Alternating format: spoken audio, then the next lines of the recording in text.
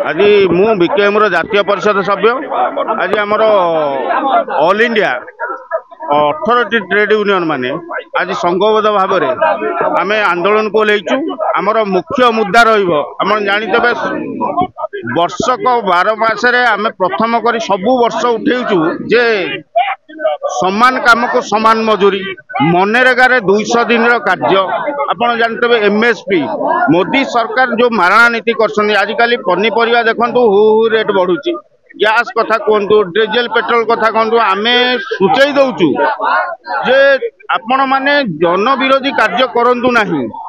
आपण गरीब को अनातु आपण जानते जो दिल्ली जमती जो अत्याचार कले बहे लोक मारिदे जो श्रमिक मान ये नीति की से छाड़ू लोकों को कार्य केमती करेंगे लोक केमती जेहेतु ओडिशा जदि देखा जाए ऑल इंडिया रे समस्त गरीब श्रेणी ओडिशा जाऊ एटी तो डबल इंजिन सरकार आपड़ कहते डबल इंजिन सरकार बहुत किसी कमेदब कि किसी कमेलेनी आज्ञा ये गोटे साधारण परिवार लोक चलिया बहुत कष्टकर हो गला